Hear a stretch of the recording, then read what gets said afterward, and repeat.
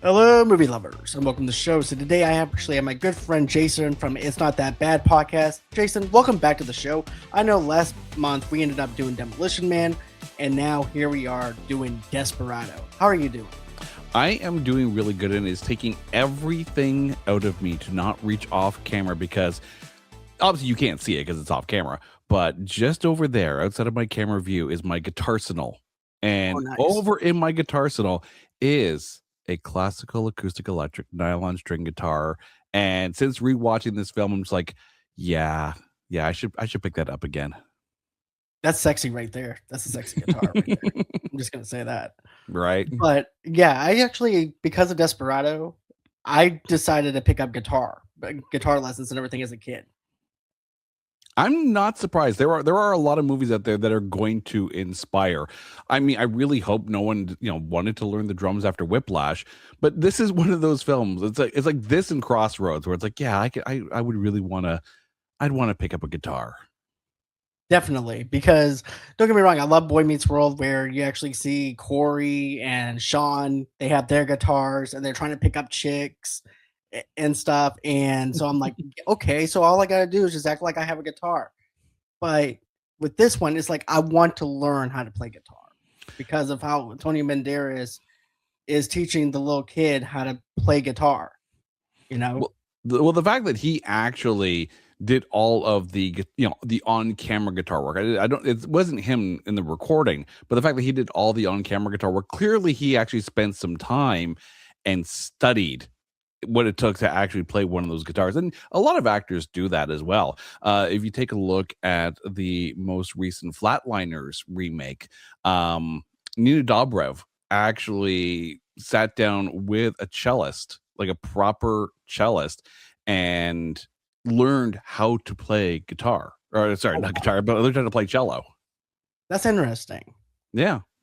So my question is this too, though. Like, when did you hear about Desperado? What was your nostalgia for Desperado?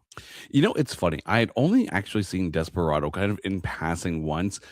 I I'm in this in reverse. So full disclosure, I have still to this day never seen El Mariachi, but I watched the hell out of Once Upon a Time in Mexico. And the other thing too is that my wife Carrie is a very big Tarantino and Robert Rodriguez fan. So of course we were going to jump into this. But yeah, it's been a hot minute since I've actually watched anything of Desperado, but Once Upon a Time in Mexico is a hat tip for me. You know what? I'm actually in the same boat as you, though. Desperado is my go-to. I didn't watch Mariachi or anything. Desperado was my first go-to, and then Once Upon a Time in Mexico came out in 2003 with I call it the Johnny Depp saga of the Mhm. 2000s because he was just on a roll with Pirates of the Caribbean and stuff like that. But there's just something about Desperado with Antonio Banderas and being in Mexico that for me as someone that's watched this movie as a 10-year-old kid watching this movie and being intrigued with it, I love this. I mean, I loved Steve Buscemi in this. He was actually the first actor that I've seen that I really was really attached to his character and stuff because that was my introduction to Steve Buscemi was seeing him in Desperado. And then Cheech is in this movie. You have a long list. Then you also Danny Trejo. That was my first introduction to Danny. I've been knowing about Cheech for a long time, but seeing Danny Trejo for the first time in this movie, I really loved it. I love the action sequences. I love the guitar. The guitar case opens up to into a place that you actually have guns, and then you also have Tony Banderas' friends who also have guns and a missile launcher. It is balls to the wall, just crazy, stuffing your face with popcorn for an hour and 44 minutes. And I love it. I'm here for it. Yeah, But yeah, I see. I kind of take a look at this film and I'll pretty much think of it as what if John Woo made a Zorro film? That's kind of what it feels like to me because you have a lot of gun ballet going on in this film, much like a John Woo film. But because it's the for lack of a better term, the lone desperado, the El Mariachi, the a revenge seeking fighter for good and justice kind of thing, like, and the fact that yes, guitar case rocket launcher for the freaking win. The movie does get to a point where you have to completely and utterly suspend disbelief, because how many rockets did he have in that guitar case? I'm pretty sure there were a few more. It's kind of like people who like count the bullets in the gun in movies. Right. Count the missiles in the guitar case. Just go on a dry. Exactly, because I know there was like 3 or 4 of them that the missile launchers just shot out of the case, and I think there might have been more. And then you also have the other one that had was like a Gatling gun, and then there was a remote control car that just shoots up everybody, like like a remote control car, but it's a guitar case, which Mhm. just shoots up everybody. I thought that was really fascinating on how they did that with the bomb. So yeah, I really enjoy this movie a lot. So nostalgically, I'm like at a straight up 10 for this. See, and again, my nostalgia leans more towards the Once Upon a Time in Mexico. So for me, going into the film, it was kind of sitting around a 6 or 7, but that's because I lean more towards the third film in the Mexico trilogy. Right. Which is a great film. I enjoy Once Upon a Time in Mexico. And matter of fact, that's actually what inspired me to bring you on here, was because I heard you and your wife talking about how much you love Once Upon a Time in Mexico. Oh, it's I'm so like, good. oh, I got my Desperado guy. Okay, I'm gonna bring you in to watch the second movie and maybe the first one too. We'll just do this backwards, like I did, because I didn't watch. Get this, I have the box set of the mariachi collection, but I didn't pick up the first one yet. So I'm gonna have to check out the first one. Now I want to hear. It's almost like we should just do a complete another first watch and get first impressions off that. Yeah, we'll do that. We'll definitely Done. do that because that's what I want to do, and then go into the third one, and then we can rank them all. I am totally down with it. Any chance I get to rewatch Once Upon a Time in Mexico, count me in. Okay, sounds good. So, guys, now that we talked about this movie nostalgically, we are now going to say that's just a thing. That's just a mirage. That's just Al Mariachi shooting his guns off at us, and that's just going to go away. So, let me ask you a question. If you guys walked into a bar carrying a guitar case, what do you think is inside? A guitar? Not in this movie. In Desperado, that guitar case is filled with enough weapons to start a small war. What's going on, everybody? I'm John. Welcome back to Movie Lovers Night. And tonight we're talking about one of the coolest, most over the top action movies of the 90s, directed by Robert Rodriguez, starring Antonio Banderas. This movie basically asked one simple question: what if a mariachi magician was also the most dangerous man in Mexico? And somehow it works. You've got insane gunfights, slow motion action, tequila soaked bar shootouts, and Salma Hayek having a 15-minute sex scene with Antonio Banderas, stealing every scene she's in. But I'm not breaking this movie down alone. Joining me tonight is Jason from It's Not That Bad podcast, and we're diving into another whether Desperado still holds up or if this is just 90s action chaos. So grab a drink, hide your guitar cases, and let's talk Desperado. So, scene 1. Mariachi plunges headfirst into a dark border underworld when he follows a trail of blood to the last of the infamous Mexican drug lords, Bucho, for an action-packed, bullet-redded showdown. With the help of his best friend and beautiful bookstore owner, the mariachi tracks Bucho, takes on his army desperados, and leaves a trail of blood of his own. So what I like about this is like the opening scene is Steve Buscemi going into the bar, and he's now telling the mythology of Desperado, of the Al Mariachi. And I like how he's over there. He just walks in, just, he goes, I had beer like this before. He goes, not as quite as good as this, but I had it. And then he starts telling him about how in walks the biggest Mexican that he's ever seen. Big ass shit. And then he winds up telling them, hey, look, the Mexican comes in there, El Mariachi comes in there, sits his guitar case down, and pats the back of the guitar case like it's his girlfriend. And then he's like, he whispers over to the bartender. And then I like how Cheech goes, what did he say? He goes, Bucho. And I like how the guy's eyes just light up with this. I also like how they have this thing where you don't see Antonio Banderas' face. It's just like this darkness within, like these shadows are just moving with Antonio Banderas, and all you see is his eyes. I think it's just perfect placement. Oh, absolutely. I mean, it kind of reminds me a little bit of the Red Eye episode from Cowboy Bebop, walking into the Mexican bar, and almost kind of like the same look as well. But this opening scene, I freaking love this opening scene. And if you ever wondered, why Robert Rodriguez and Quentin Tarantino are friends, this script says everything. This script feels like it came straight out of a Tarantino film. And with Buscemi's delivery, like, it's very, very methodical the way they shot this and the way he delivers everything. It's almost like he's stringing them along a little bit, sees he's losing them, drops the Bucho reference, and then continues on in his very Buscemi way. It is fascinating to watch not just the progression of the story itself, but also the syncing of the flashbacks as well. That's what I like though. Is like you can definitely tell that where Tarantino got his filming style with Rodriguez. Like we're introduced to certain characters within this film, right? Like you have the little kid that just passes on the street and that's wanting to get into the bar. They kick him out of the bar and stuff, and we're not sure where that's going, if he's even going to be introduced again. I like that. I like that scene.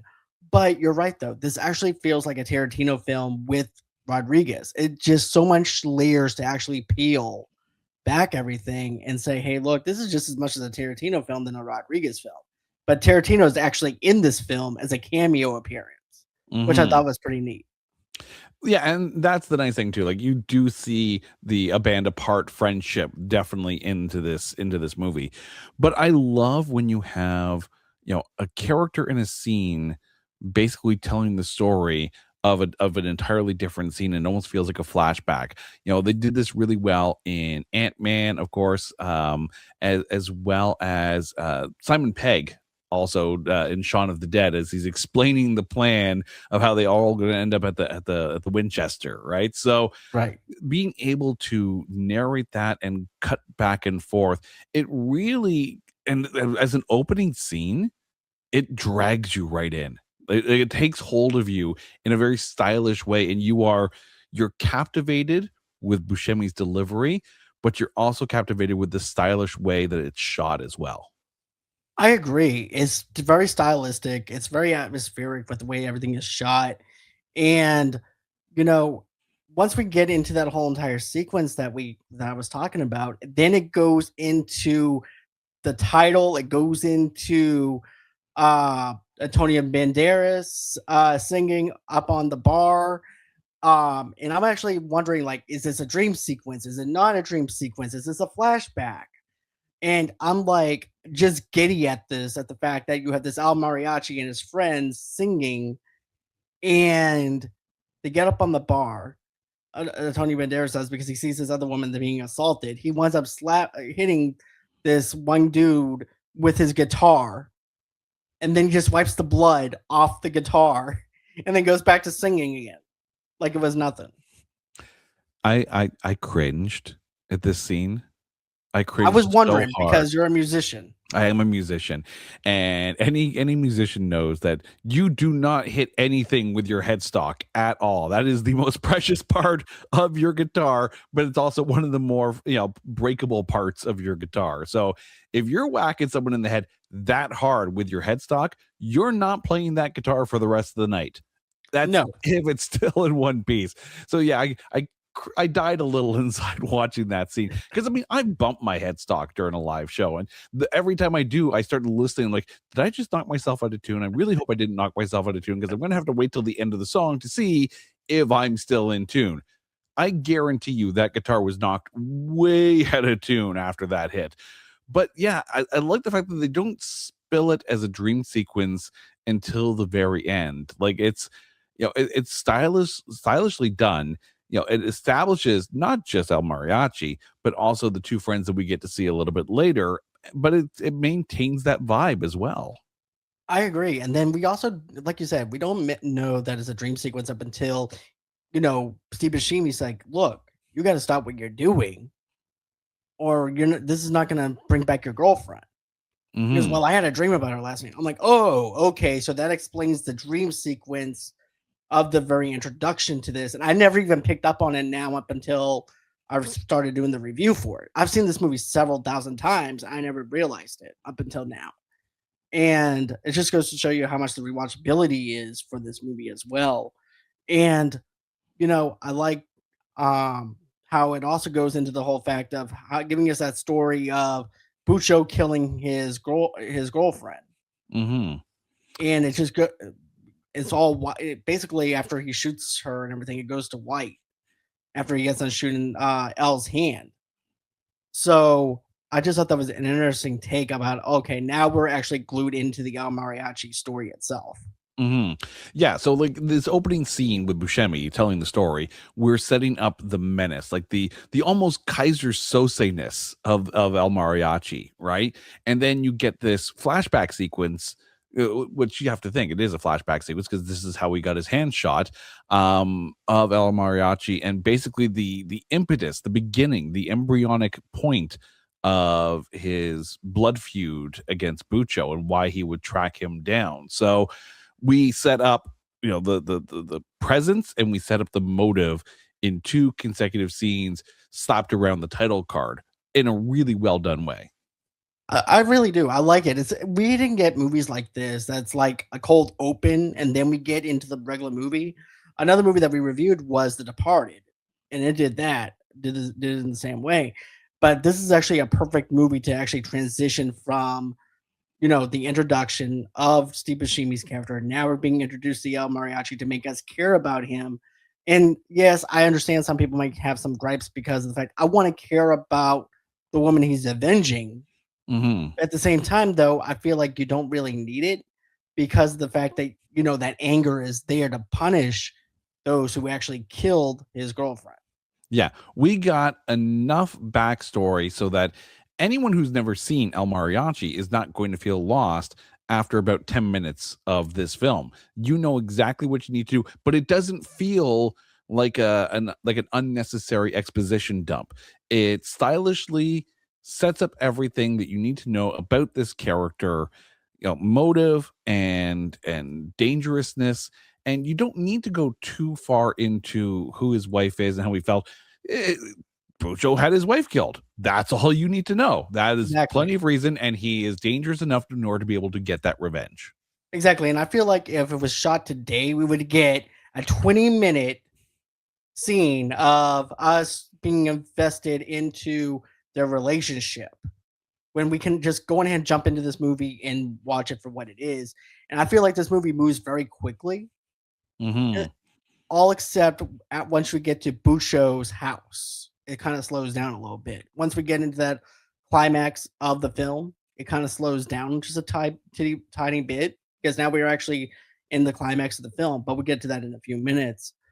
But I think it's actually perfect the way they shot this. I feel like the bar itself is actually a character in its own self as well, because we get these characters who are supposed to be there to protect the bar, and they're also money laundering. And you also have Tarantino that walks in as well, and he tastes the beer, and then you also have the other guy that walks in with him, and he turns around and he says, "This reminds me of a joke." Takes he goes, "This reminds me of a joke where this guy walks into a bar, he orders a beer, he winds up telling the bartender, 'I bet you $300 that I can piss into that jar, that glass over there.'" He goes on ahead, starts thinking, "Dick glass, dick glass, dick glass, dick glass." He starts pissing all over the place, all over the bar, uh, all over everybody.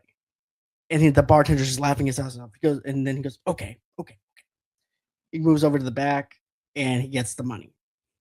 Then he gives the money. He gives him the $300. The bartender the $300, and he's like, "What are you laughing about?"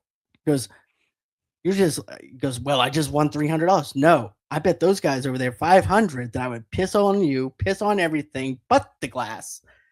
So he walks away with $700. But what did you think of the joke? What did you think of Tarantino being in this? I love the fact that he has his own little theme song within the movie itself too.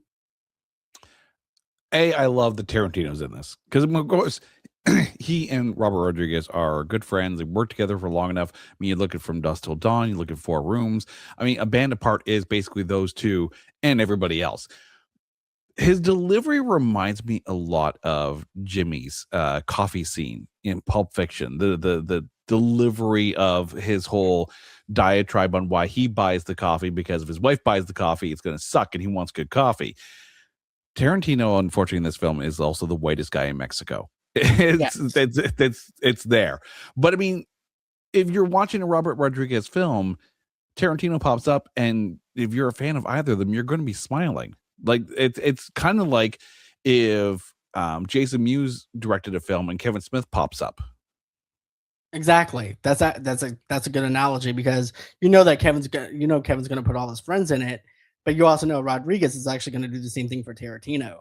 Yeah. And I feel like this though, man. Like I feel like it should have been the other way around. It shouldn't have been the Mexican dude that was actually the cop. One that should have been the cop was Tarantino. He stands out like a sore thumb. Yeah, but then if it's Tarantino, then he dies right away, and I don't know True. if you want that in the you don't want a cameo from Tarantino to end that soon. Let him last a little bit longer. Tarantino's reaction to dude getting shot right beside him and getting covered in some brains. That's also a really good Tarantino reaction right there too. Right, because I like how he goes, I just met him today. I didn't really know him that well. But also, like, the fact that he continues jabbering on, like, dude just got whacked right beside him. He's covered in the bodyguard. He's covered in the other guy, little bits of him. And it's almost like that nervousness, like, I'm in the wrong place. I'm at the wrong time. This is not the place to be, but yet I pass. And somehow I'm still alive, and I'm just going to keep talking. And I'm not going to stop talking because if I stop talking, then I'm going to probably take a look at the dead body beside me and realize that could have been me. And then you see how that kind of goes on, and someone in that situation would probably go into like this verbal diarrhea loop that they can't get out of until they're threatened with the same thing. True. That you do make a good point on that. And I do like his reaction though. He goes, okay, okay, sensei, okay. I like how smooth he's actually doing this. And then they take him to the bathroom. And it's this dirty stall, and it comes up as to be a secret passageway where they're money laundering the money and stuff. I thought that was pretty cool, and I just love how they did that. And then you also have these tourists that comes into the bar as well. I have seen clubs with a bathroom that bad that I have played at, and you sit there and you're like, yeah, I'm gonna hold it till I get home. Right? I would definitely be holding it I'll be holding it all the way home if I had to see that bathroom. Yeah. And then the women are like, then the other Americans come in, the women, and like, I want to complain because this bar does not have a woman's bathroom. I'm like, lady, you should see the men's bathroom. We should not even have a men's bathroom in this bar. To be honest Oh with you. man. Mexican Karen enters the bar. Yeah. And I like how she just goes, well, if you don't be nice to me, I'm not gonna ask you out. So Yeah, that line is perfect for Cheech Marin, and it's a nice little comedic break too. Like you don't want this to be all action all the time. That's one thing that I don't know if Desperado kind of gets a lot of notice for. Yes, they're going to get noticed for the gunplay. Yes, they're going to get noticed for Antonio Banderas and Salma Hayek's performance in this. But it also sprinkles in the humor exactly like you want it. Like it's a well-paced film with those fun little breathe moments to, just take a sigh. You just watch a dude get his head blown out. It's okay. Now we're gonna laugh at the tourist a little bit, and then we're gonna get back into the action.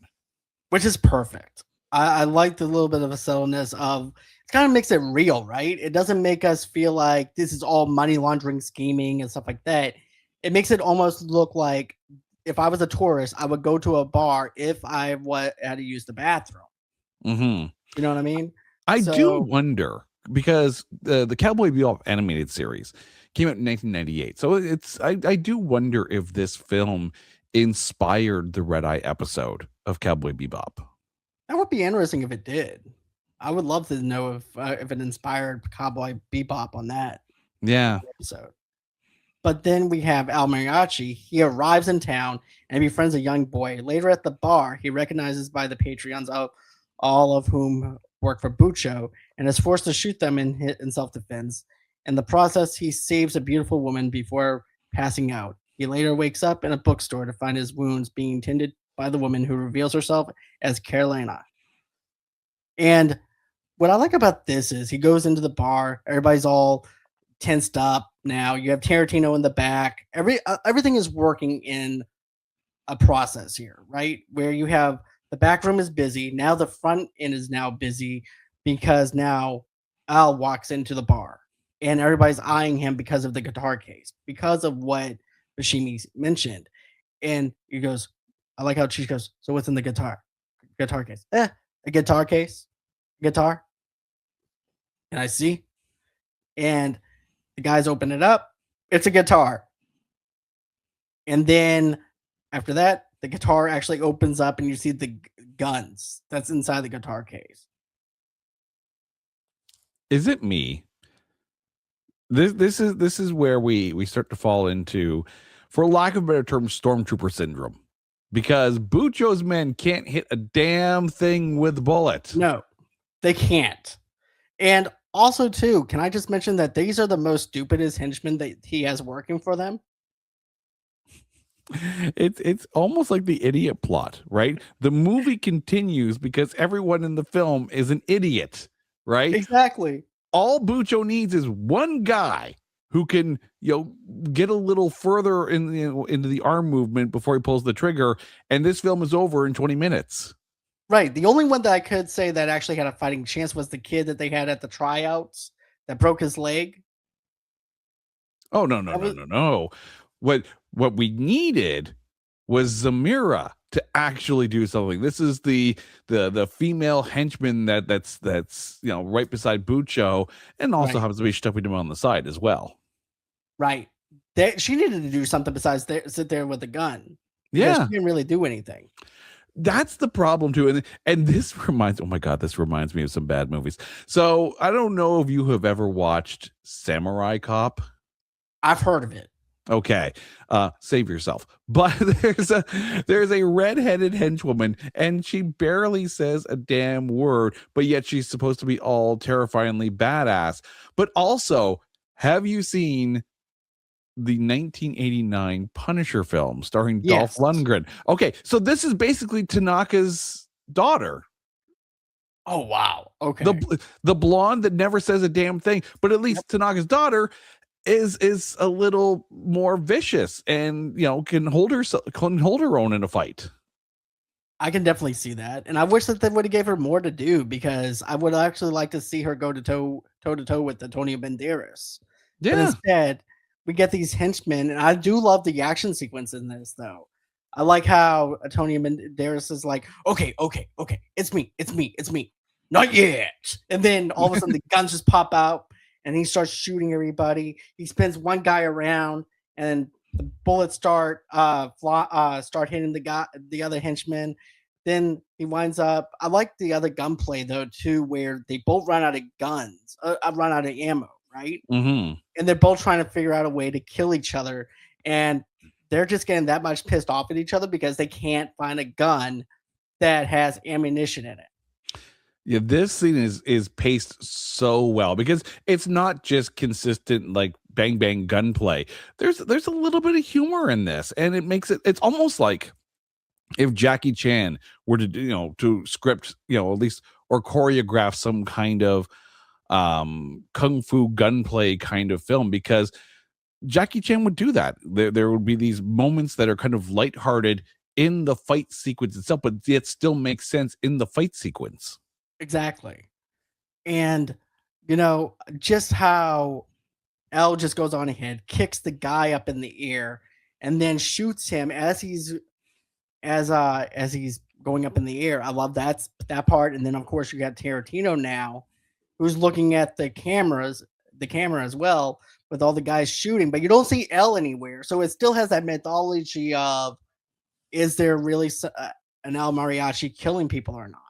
Mm-hmm. I like how they do that camera angle of like they know that they see somebody shooting somebody, shooting at somebody, but they don't know who it is. Because Yeah. even with the camera, they still don't see L. They just see their own men. So the camera angle to see who is in the bar and everything is also horrible for the henchmen as well. Yeah. And the fact that they instantly think that Tarantino was tailed or allowed himself to be tailed by El Mariachi instantly seals his fate as well. Right. Because at this point he goes, look, I don't know what's going on. I don't know what's happening right here. I have no idea what's fucking going on. And all of a sudden, bam, he gets killed. Yeah. And I'm like, wow. And I love like you said, if he would have got killed off sooner and stuff, we wouldn't have those great lines, those great moments with Tarantino. Yeah. In this movie. Oh, absolutely. Yeah. I mean, you don't want to carry this character on too long, right? It was funny in small doses and subsequently dealt with. And we didn't need anything more than that. It was a fun little cameo. It was fun while it lasted, but now let's turn the page.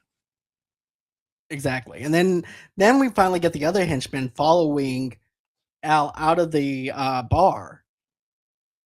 And you're thinking, "Oh my gosh, is he going to catch up with L?" Because of how close he is to actually killing him. And then you have Carolina, beautiful Salma Hayek. This is actually my first Latino crush that I had when I was a kid. And this is actually the first movie I've seen with Salma Hayek in it, and it made me fall in love with her. And then after that I seen From Dusk Till Dawn. I'm like, okay, this is child's play compared to that movie. But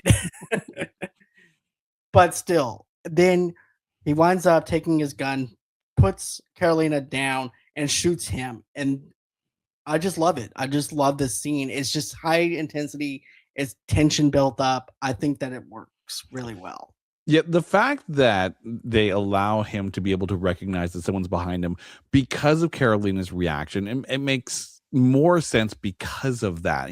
So it's clearly he just got out of the bar. He figures he's killed everybody, and he's not quite safe yet. So the fact that it's Carolina that kind of accidentally tips him off, like not intentionally tips him off, it leads to a good reaction moment. But it also shows why in a bar full of Mexican stormtroopers, you have to have someone be able to sneak up on him to even get a chance of getting a shot off at El Mariachi.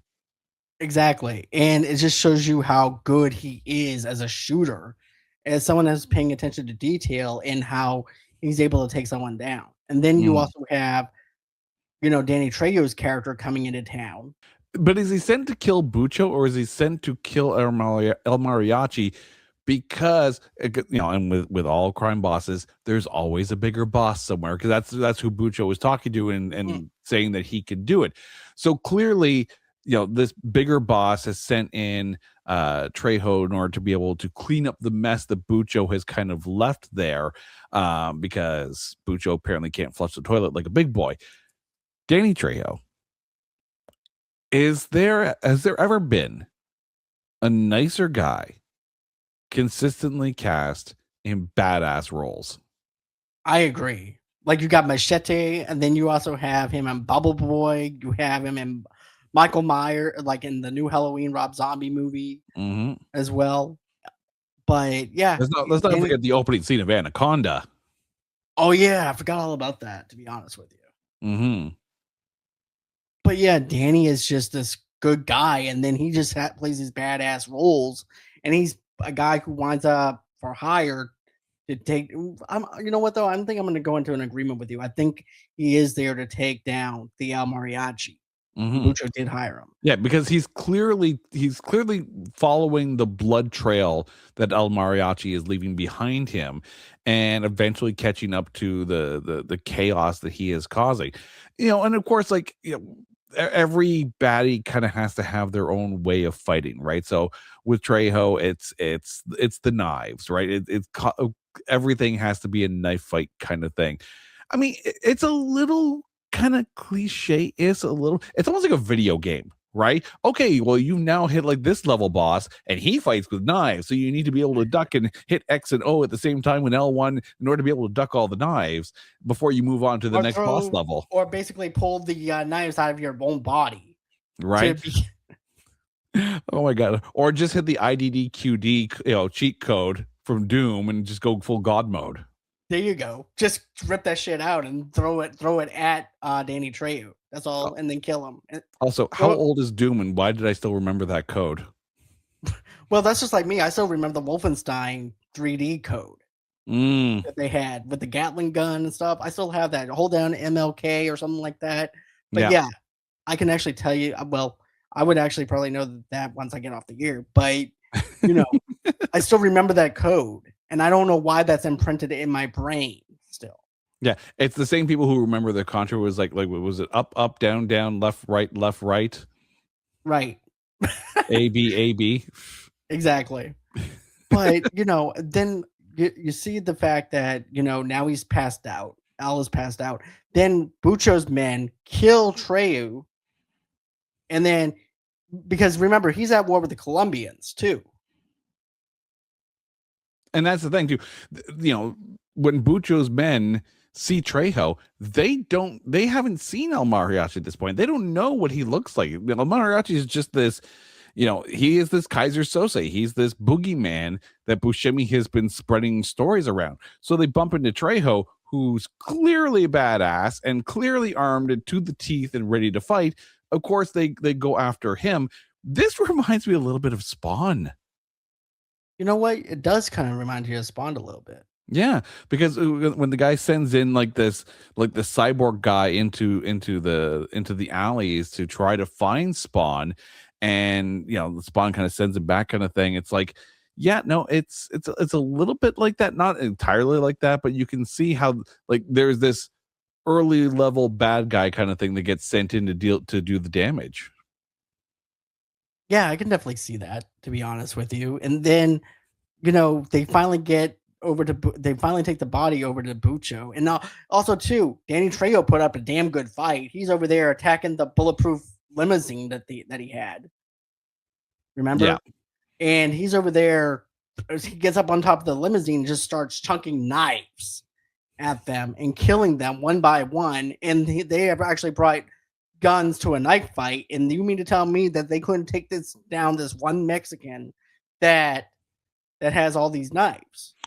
You know what's funny? The more we talk about this film, so we actually just recently recorded an episode on Love Hurts, which came out last year, starring Ke Kwan, and there are so many similarities from Desperado to Love Hurts.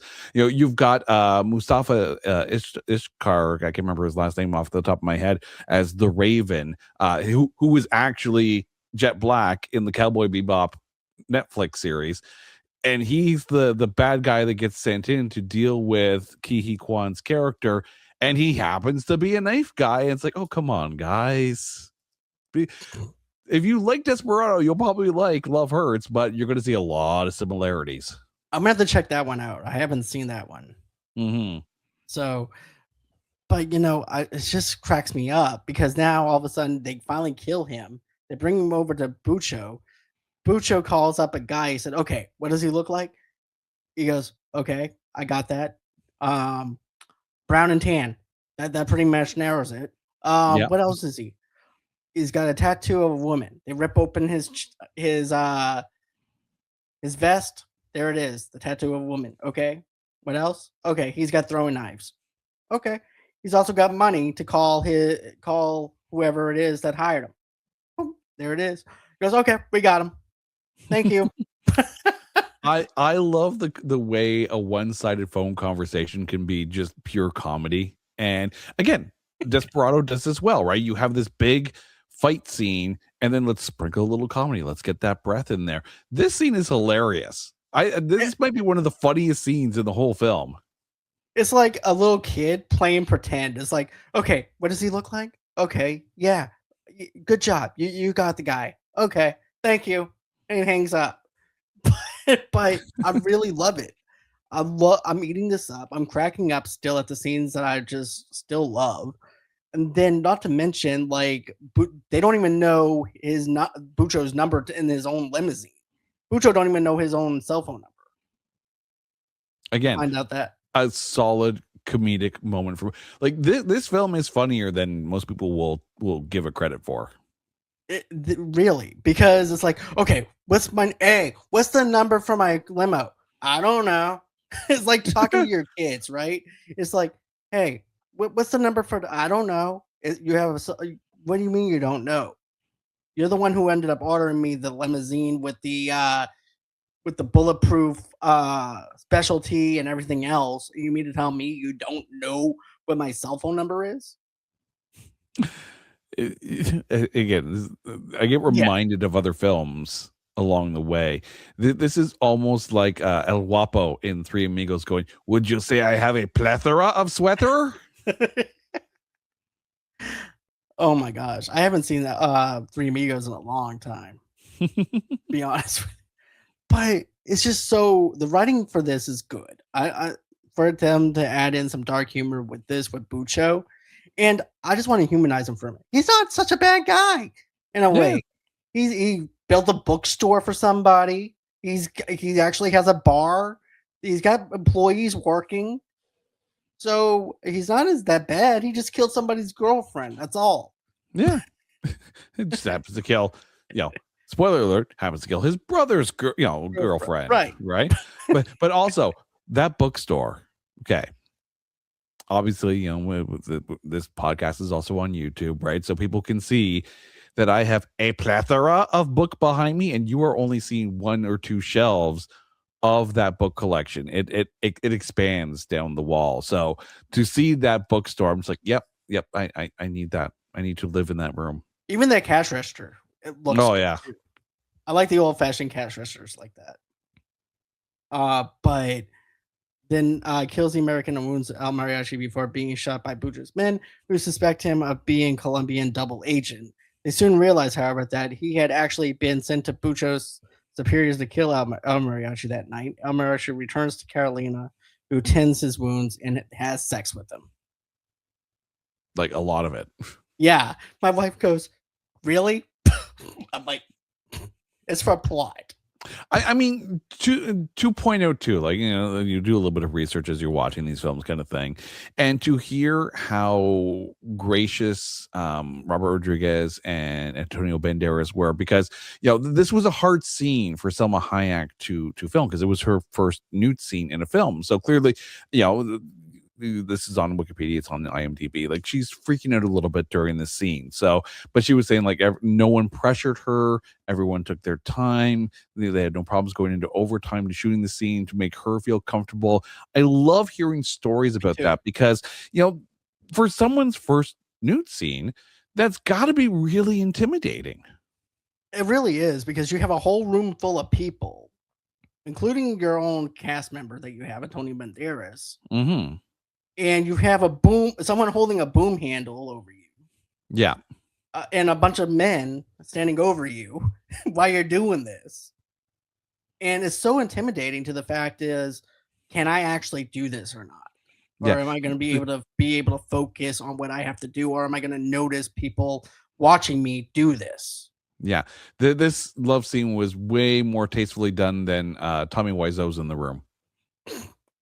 I haven't seen that movie either. But Wait, you haven't seen The Room? no, I might Oh, actually God. try and do that one with you because Oh, I dear want to God. give it. If you go down the Room road, I will go down that road with you again because, oh my God, The Room it's the unicorn of bad films. Okay, I've seen the biopic of it. You Yes, know, The Disaster Artist. Yes. yeah, I've seen the Disaster Artist, which is inspiring in a sense, but in the wrong kind of way of being inspiring. So how to See, not do I have something. watched the original, I watched The Disaster Artist, and I read the actual book, The Disaster Artist, as Okay, well. So I am deep into that film only because it is so bad it defies description. I got you. But I think that's kind of funny though that she's actually using a spur to actually go across his ass. I'm like, what's with the sex scene? I'm like, this is actually erotica. This is because even with the music itself, it's so 90s, but also feels like softcore porn. But the Like, nice thing too is that like the actual scenes where you see all of Selma Hayek, those in this yeah. montage are few and far between. It's a lot of close-ups, it's a lot of inference. It is actually very tastefully shot. Mhm. I have to say, it is tasteful. enjoyed it and stuff. And I'm just laughing at like the use of the spurs and stuff like that. But it's a good scene because of the fact that we actually do believe that these two are actually in love with each other because Oh, they establish there's no love at this point. This lust, is like that trauma hump at that point, right? right? We just survived a near death experience. Let's get it on. Right, because remember, this is actually after Bucho winds up coming into the bookstore to interrogate. Remember, Mm-hmm.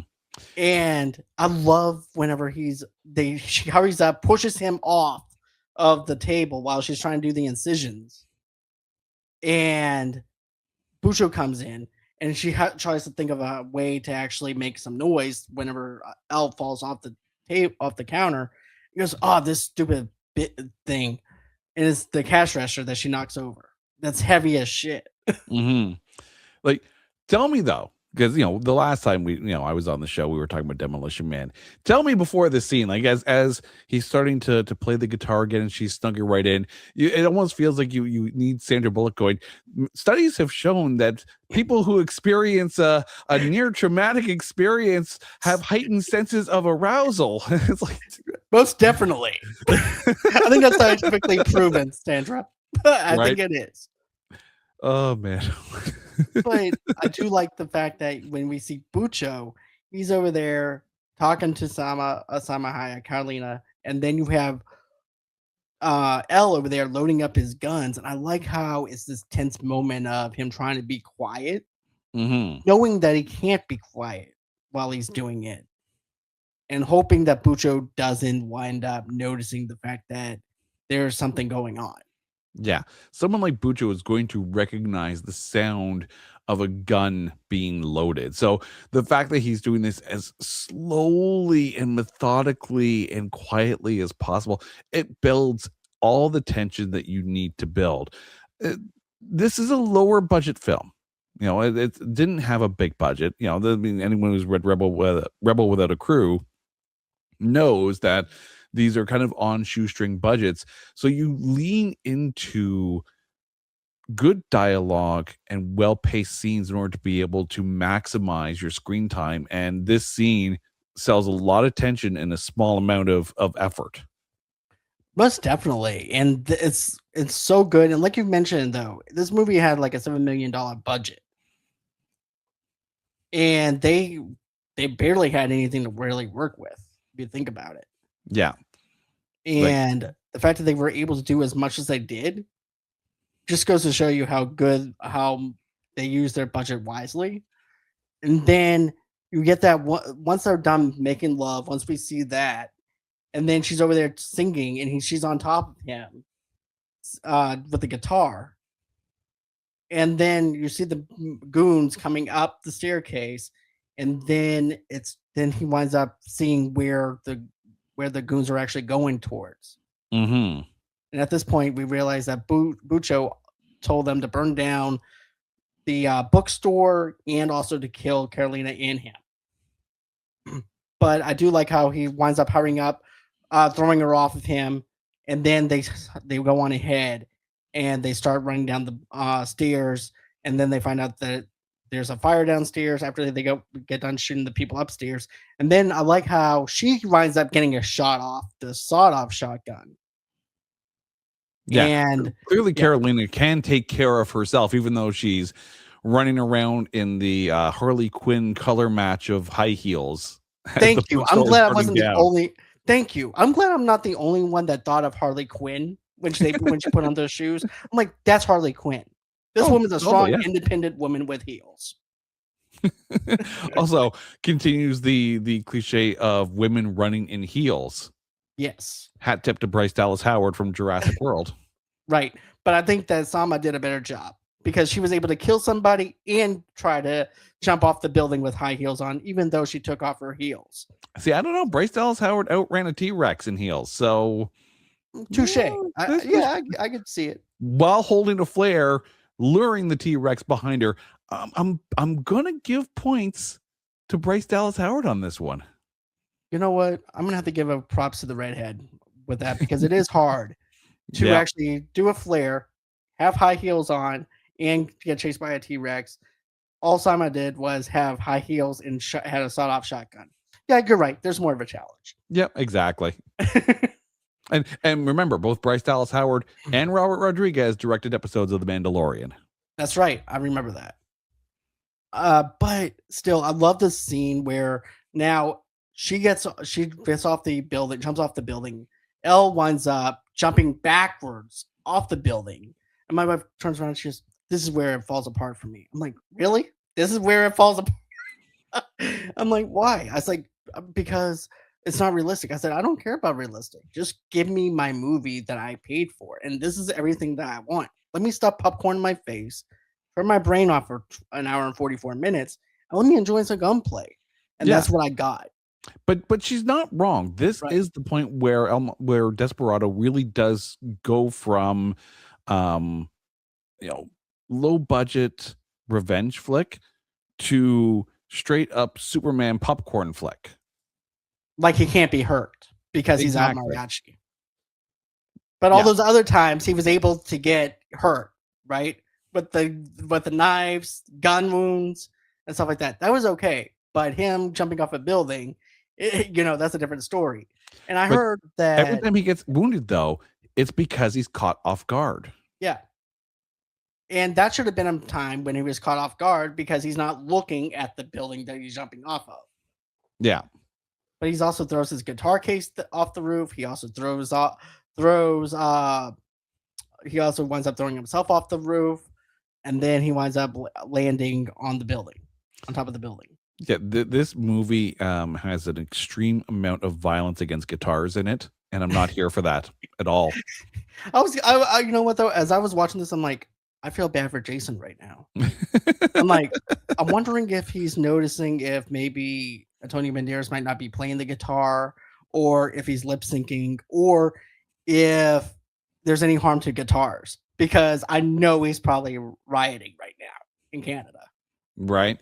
Shout out to John Hyatt for his song Perfectly Good Guitar, where I he's love thinking about smashing a perfectly good guitar. And I'm just like, yeah, that song may as well have been written for this film. I agree. And as a matter of fact, I actually own the soundtrack to this because I love the opening song. I also like the soundtrack and the music in this movie as well. So I actually owned the soundtrack to this and also owned it on DVD. And now I just rebought it again. But I do like how this was an accidental explosion thing that happened, where the slow mo and then behind them it explodes. That was an accident because that wasn't supposed to happen. And I like the fact that everybody tried to replicate it after that. It became like the gold standard of action movies all of a sudden. Yeah, walk away slowly from the big explosion. The fact that they made fun of it in what was that Batista film where he plays the agent who's got to look after the kid, and my spy, that's what it was.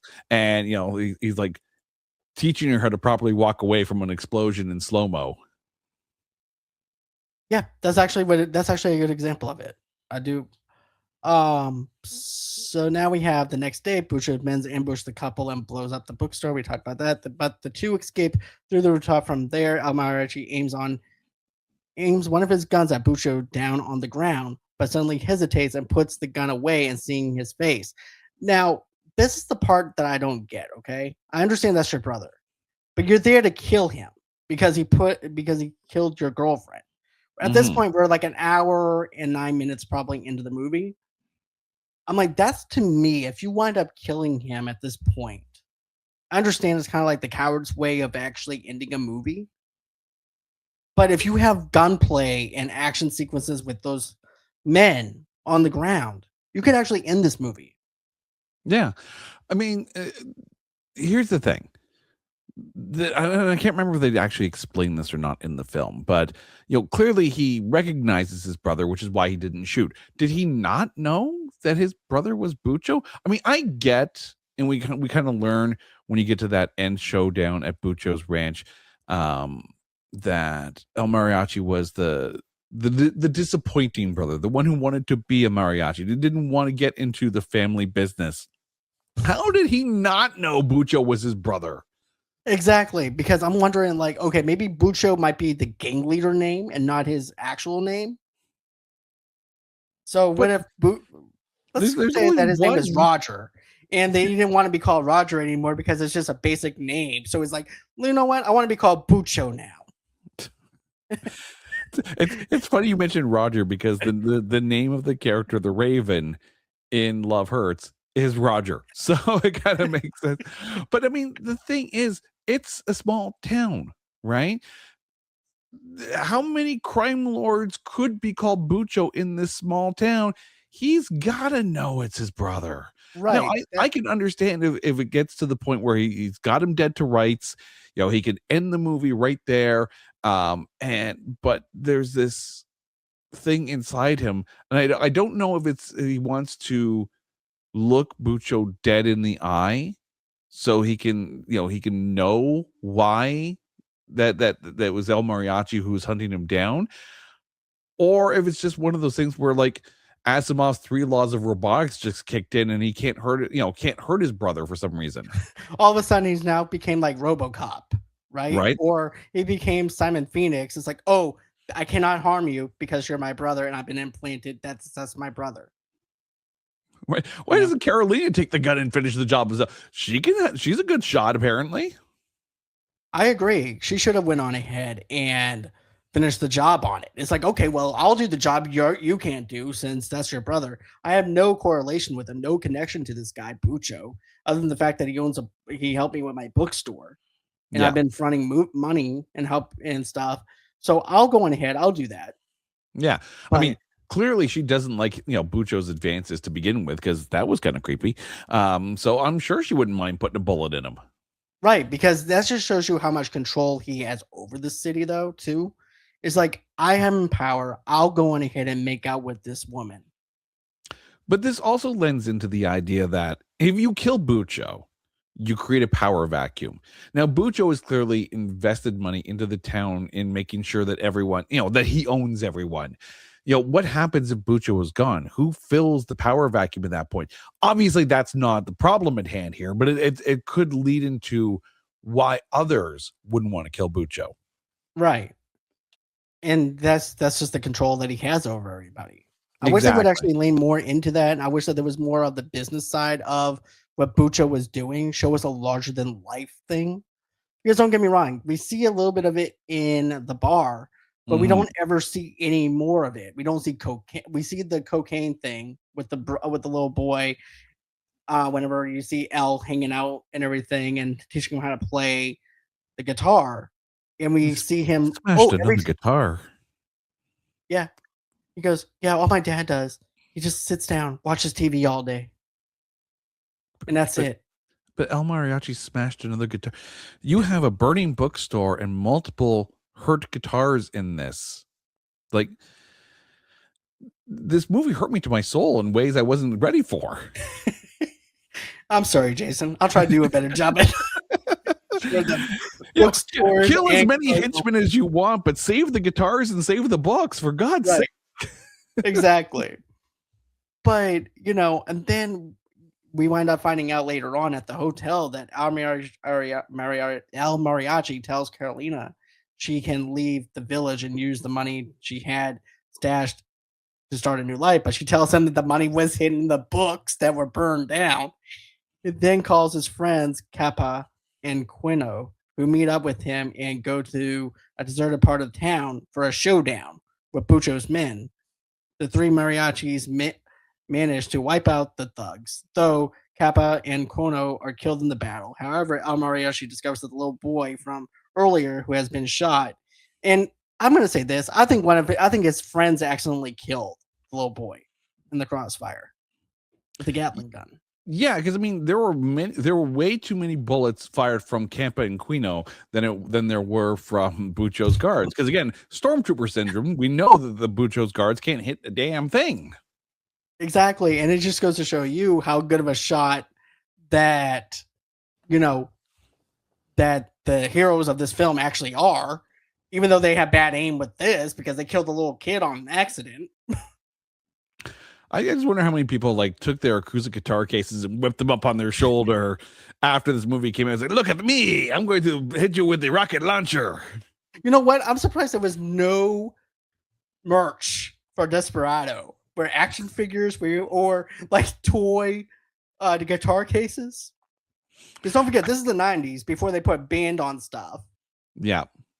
So I'm surprised they didn't have like no toy rocket launcher. Nerf didn't do anything or anything like that. I'm going to take my base cases. I'm going to put a sticker on it saying, enemy face forward.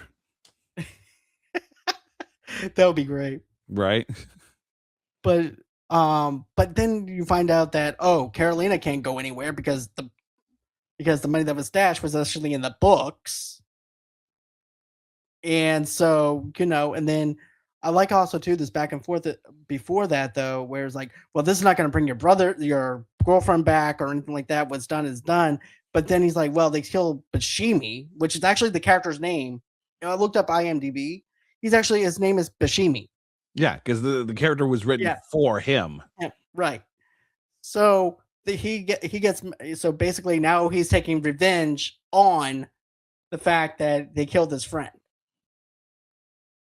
as well. So it's like vengeance on top of vengeance, and feeding the machine of vengeance. Yeah, there's going to be no one left in this town by the end of this film.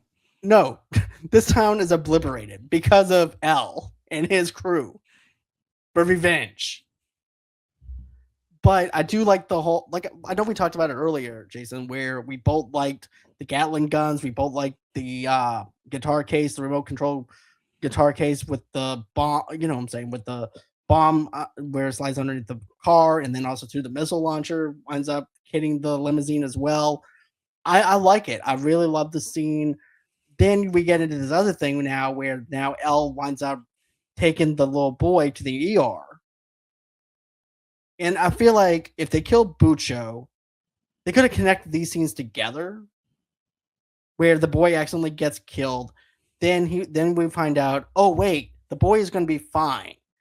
Then you can actually look at Salma Hayek and him walking out of the hospital. What works going on? Yeah, I mean, you can't kill a kid. You just can't. We've done enough damage with the guitars. You can't kill the kid. But this is also a really interesting turning point, though, because when you realize, like, he stops in the middle of the fight to go save the kid, make sure that the kid's okay or at least still breathing, kind of thing. They finish off the last of Bucho's men, and then they go right to the hospital, a place where Salma Hayek said, "You don't want to go to the hospital here," but they went to the hospital. Because apparently Carolina lost all of her medical books in the burning library. Oh my God, the burning bookstore. But the thing is, though, it's an important point in the film, because at this point, and of course, El Mariachi knows who Bucho is, so that's why he knows where to go. So clearly, at this point now, he's like, no more dicking around. It is time to end this before any more innocents like this kid get hurt. Right. So it's almost like that this kid is the embodiment, because up to this point, it's been, I will kill anyone in my way and I don't care who gets in my way. Now this innocent, who wants to learn how to play the guitar just like El Mariachi, right? Like there's a connection there. Right. And he feels bad for the kid too, because his dad is strung out on drugs because of Bucho. And, there's that connection, like you said, that he wants to become the best El Mariachi player. So he sees a little bit of himself in that kid. Yeah. And that's the other thing, too, is that he knows that if this kid lives, he needs to make sure that he doesn't end up the same way that El Mariachi does. So clearly it's time to deal with Bucho one-on-one and not deal with, just go straight to the source. Right. And take him out. And I just feel bad for the kid now, because he might have syphilis because he went to this hospital. But at least at least he'll wind up being a good guitar player. So that's what matters. But yeah, if he can still use the arm afterwards. But go on. Right. Sorry, kid. Good news is you're gonna live. The bad news is, you have an STD now. But also the bad news is El Mariachi smashed one of your guitars. So get the Gorilla Glue once your arm is back to working, working order. We'll give you a prosthetic. Robot guitar arm. Right. It'd be funny, have a little glove that just holds his nub and he just strums the guitar with that. Hey, you know what? If if Tony Iommi can play with 2 missing fingers on his hand, anyone can do anything. Exactly. So now we go into this whole entire showdown, where now we have it is revealed that El Mariachi and Bucho are actually brothers. However, Bucho is angered by Carolina's betrayal and threatens to kill her, even to even the score with El Mariachi killing his men. El Mariachi then reluctantly shoots Bucho dead, and then it fades to white for no Yeah. apparent reason. And I do not like this. Okay, so there is actually a reason for this. So they filmed this massive gun battle at the ranch after El Mariachi shoots Bucho, right? Like this film, when it was submitted to the MPAA, it was rated NC-17, mostly for the violence. So That's crazy to think that. they needed to cut down quite a bit in order to be able to get it down to the R rating so they could release it into theaters. So this scene, I guess probably one of the notes was like, you might want to cut down like 17 minutes of gunplay or whatever, because they actually did use almost like paintballs in the guns, but it made it a bit more too realistic of a blood splatter when it hit, as opposed to using squibs that they normally Right. use for stunt work, right? So it looked a little too realistic and a little too gory. So rather than try to find ways to cut down the story, they took this scene because we saw Bucho die, right? We know the Bucho's dead. We know that El Mariachi has done his job, and the fact that we fade back up to seeing the kid back in the hospital and coming to out of his surgery, so we know that El Mariachi lives. So it's almost like after killing Bucho, anything after that is almost anticlimactic. I agree. This is anticlimactic as you get. You would think that they would have a problem with the nudity versus the gunfire, but it just goes. You know what I'm saying? I love the scene with Salma Hayek. I love Mhm. 15-minute. I don't mind that, but I'm just saying like that's what they're nitpicky about is blood splatter. Well, I mean, this kind of goes back to Team America World Police, right? The Mhm. puppet sex scene, there was way more that they shot for that. And they basically thought up every single potential horrendous, hideous, depraved sex act that you could do with 2 marionettes. And they put it into the film. So when they gave it to the MPAA, they're like, you can't show this. So they basically had these scenes ready to be pulled out so they could still leave some of the scenes in, like the poop scene, like the peeing on her scene kind of thing. So the marionette scene is still kind of depraved, but can you imagine what that initial cut probably looked like? Oh my gosh, I can just imagine, especially what they did. It'll probably be Right? just like Scary Movie 1 with the cream coming up and the guy going up in the ceiling. Which is still like, but there are some things where you're like, and that made it past. Right. but but Exactly. but I understand, like if they're saying, well, it's too violent. Let's lose a couple minutes of the violence. You've already killed Bucho, Right. so everything after that is just gunplay, right? If Exactly. Bucho was the last guy to kill, then you need to leave everything in. But because they killed Bucho first, okay, you can cut out the rest and say we've seen him survive everything else. Nothing Or else. Yeah. or you can shoot him and injure him and him run off. And the Yeah. rest of the bodyguards and everything are shooting after Al and also Carolina. So you can still have your gunplay. It's just that you needed to execute it better than what you did. Yeah. Because I feel like there was finally we get that moment, and I feel like it's been taken away from us because we don't get to see what the accountability is afterwards. Because we're supposed to think that Carolina and him were able to take down all these people, but just them two by Well, themselves. the other thing too is like what happens afterwards. Like, did they, did it turn into a shootout, or was it one of those things where, with Bucho gone, like what are they worth fighting for? I think the biggest problem with this scene is it takes away from a potential scene where Zamira could have been used to full effectiveness because they played her up to be this total badass, and we didn't get to see any of it. No, we didn't, and that's why I don't like this ending. I feel like there should be a director's cut for this film. It's not. Uh, Let's see here. This movie came out what 95. By 95, yeah. now, it's 31 years ago. Same year as Hackers, which I'm going to be reviewing. but they have a 1 year edition. You mean to tell me you cannot give us an anniversary edition to where you can give us an extended cut, make us choose between an extended cut and a regular cut of the film, make us as the audience decide on which one we want to watch, and let us have that climax that we've been wanting. But the thing is, the revenge ends the minute Bucho is dead. Right. So if you're going to fade to white anywhere, this is probably the way to do it. This is True. the second thing that got cut from this film that I kind of wish was in it, though. Because yeah, another gunplay scene would have been fine, but I'm okay with it, right? Because we've had our revenge moment. Robert Rodriguez's band Shingon recorded a version of the song Magdalena Rosa, and it was supposed to be for this film, but it never made the cut. It ended up being the end credit music for Kill Bill Volume 2.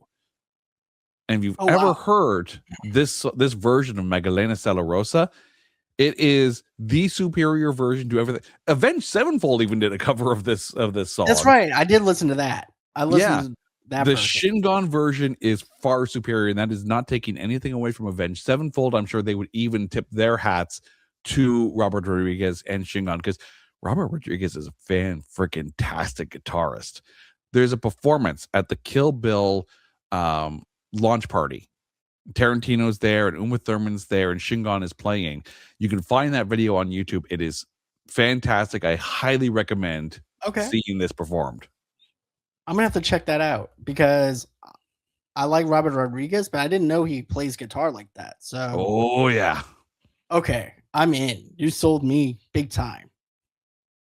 But then finally we got the final scene where Carolina later picks up El Mariachi on the highway in the middle of the desert, and the couple kiss passionately as they drive into the sunset. And now we have Once Upon a Time in Mexico. So, but the thing that I think that's interesting about this movie is it has like a kung fu style movie, right? Mm-hmm. Because remember the TV series Kung Fu, where the guy goes in from city to city and he winds up kicking ass everywhere he goes. Yes, David Carradine, Bill himself. Yes, I think I think that this tips the hat to him.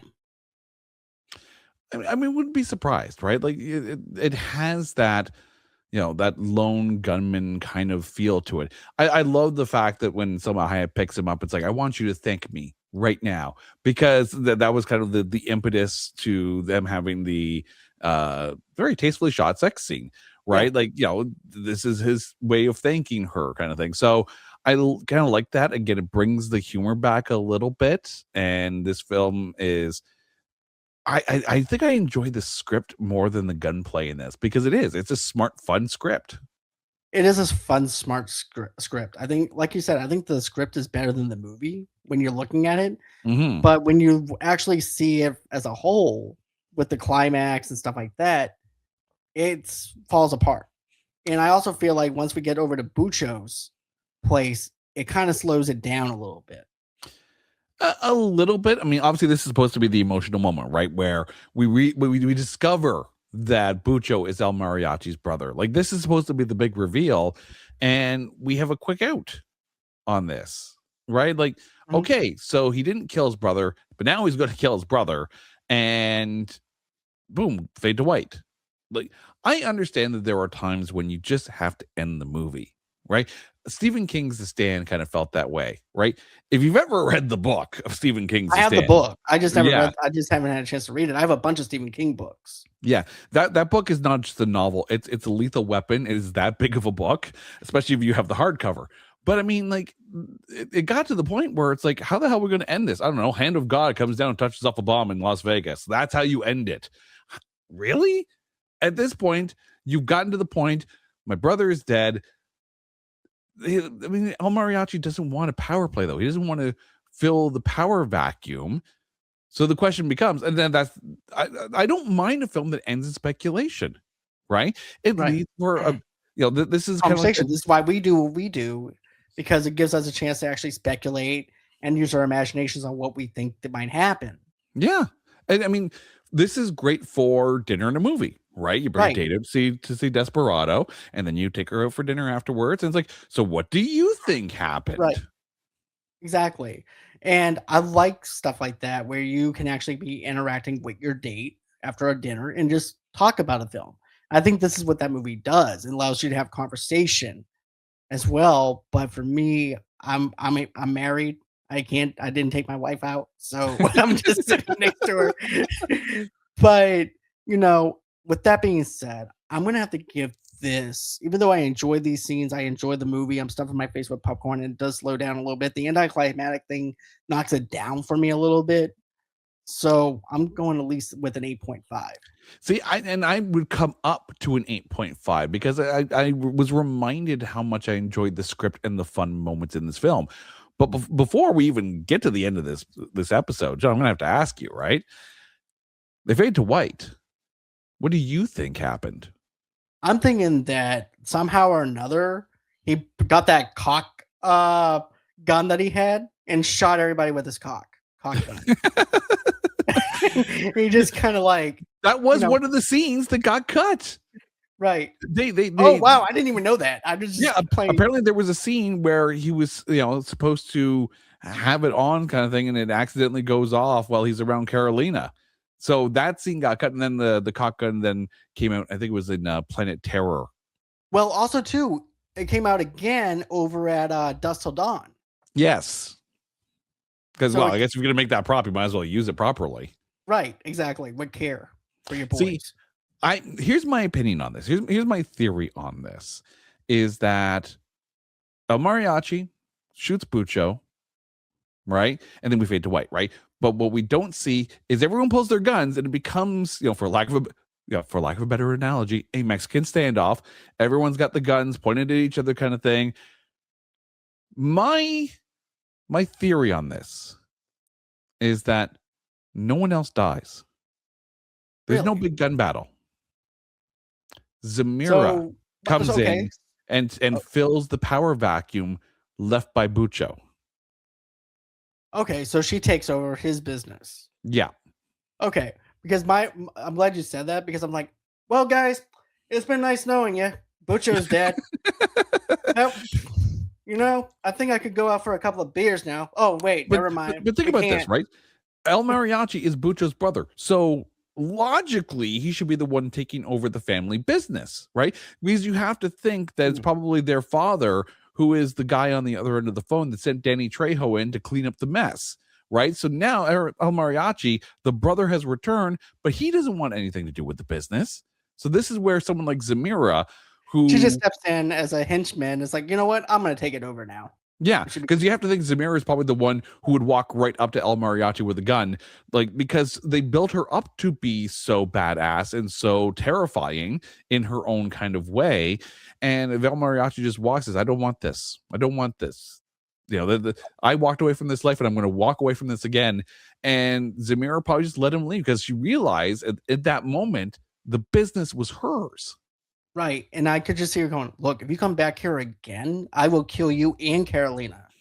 So go. Yeah. While you have the chance. Yeah, that makes total sense to me. Okay. I like your theory. Okay. Right. But at least, I mean, obviously that's not the way they shot it because they had to cut some of these scenes out. But right? What if he planted bombs around that place somehow or something? He couldn't even get guys to fight properly. Never mind. The stormtroopers would have messed that one up too. But I was just thinking like maybe Al probably planted some bombs and maybe that's what happened. But then again, it's a compound. It's hard to do something like that within the compound. Yeah, because there was no hesitation. He knew exactly where he needed to go. This was a one-on-one confrontation that needed to happen. So no trickery, no nothing. Just brother against brother kind of thing. So yeah, I recognize that Rodriguez shot it differently and with this big gunplay scene and all that, but in my heart of hearts, I think that Zamira ended up taking over the business. I like that idea. Okay, woman in control in the 90s, strong independent woman. I like that. Okay. Why not? Yeah, Salma had a bookstore, so yeah. If we can have barbed wire, then Zamira can take over the business. Hell yeah. Barbed wire. But you know what though, man? I love reading Letterbox reviews just to see what people say about this movie versus Rotten Tomatoes, because some of the stuff that they say is just funny. One person said, "Sex on wheels, baby." Me beaming with joy, all the sight of Steve Buscemi. It's my husband. My husband. Excuse me. Yeah, Buscemi was a ton of fun in this, and it Yes. reminds you just how good he can be. Like, and he strings it along so well. Anytime Buscemi gets a chance to have a dialogue-driven scene, he's going to rope you in. There's actually a fantastic film. I think it was released in 2007, called The Interview. It was him and Sienna Miller, Yeah, I know and that. yeah, and it plays like a stage play between the two of them, and Buscemi just chews into that dialogue, but Sienna Miller's really good in it too. Okay. But you know what though? What I had this in my notes as well. What if Steve just goes around town to town telling the story of the El Mariachi to different people and traveling with him just to do this? Like I was wondering, like in my head, like how many years did he have to travel to get to where Bucho is and stuff? Like I was making my own origin story about how Bashimi got to know El, and I was like, maybe the story that he was telling was actually the origin story of how they met. This feels like if Buscemi was basically Tom Hanks's role in News of the World. True. I like that analogy. But you know what though? I had a great time reviewing this with you. I really do. I always enjoy having you on here. Do you have anything that you want to pitch out to me or anything like that as far as what you're doing for your channel stuff? I would like to know. Well, dude, thank you so much. We actually are just wrapping up. At the time when we're recording this, we're just wrapping up our Razzies month. The grading on a curve came out where we went through all 5 worst film nominees at the Razzies this year and ranked them in amongst themselves. And we're getting ready for a couple of other things that are coming up later this year. Also, my music podcast, There Can Only Be One, has now come back. We have new episodes up, and we have a bunch of episodes already in the works. You can find that one at Only One Cast on social media, but you can find everything at our website, notthatbadcast.com. Okay. Well, guys, I'm going to be doing my Hackers review sometime this month. I'm also going to be doing my Edward Scissorhands review with Zoe from Backlook Cinema podcast. I can't wait to have him back on the show again to talk about that. So we're going to talk about, does Edward have a penis? Does he not have a penis? How does that even work? So we're going to talk about all that. Penis talking more on Edward Scissorhands review. So he does, but it's a spatula. That's gonna suck. Hey, let me make you some flat jacks. But anyways, Jason, thank you so much. I do appreciate you as always. Guys, go ahead, check out his podcast. It's an awesome podcast. Him and his wife do an excellent job over there, and it's not that bad. I've been on the show before. It's great. Also, too, don't forget to give me a 5-star review on Spotify, Apple Podcasts, where you guys get your podcasts from. And always until next time, guys, have a good day. And also, too, practice some guitar and don't. Please, for the love of God, do not break any guitars for Jason's sake. Be kind and tune, people. Exactly. Bye-bye, guys.